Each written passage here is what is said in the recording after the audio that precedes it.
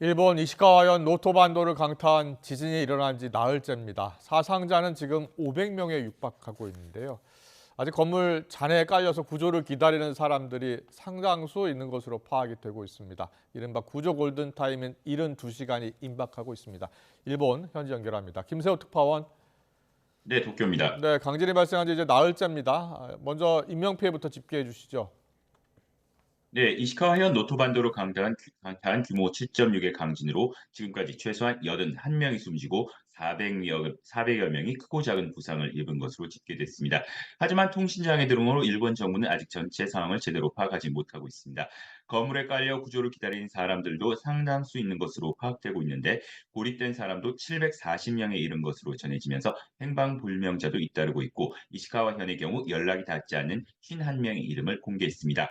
건물 붕괴가 많고 주요 도로가 지진과 산사태로 끊겨 있는 데다 수시로 일어나는 여진으로 인해 구조 활동에 많은 제약이 따르고 있습니다.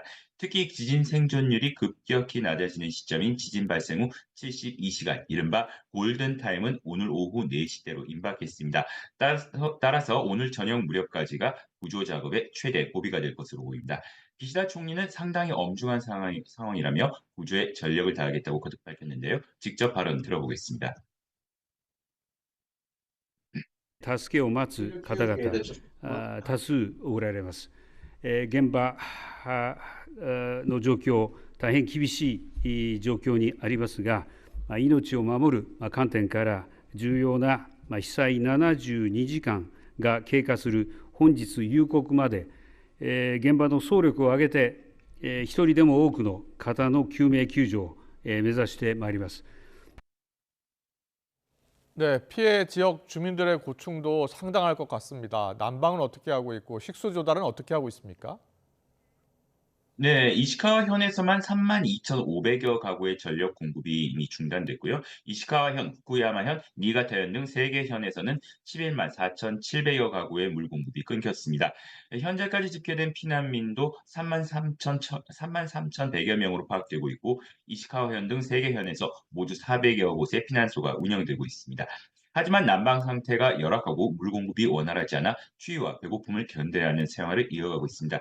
특히 피난 생활이 길게 이어질 경우 노약자들의 건강 관리에도 우려가 제기되는데요. 실제 지난 2016년 구마모토 지진 때 피난 생활 중 그 건강이 급속도로 나빠져 사망한 사람이 200명 이상으로 지진에 의한 직접 사망자 50명의 4배였다는 통계도 있습니다.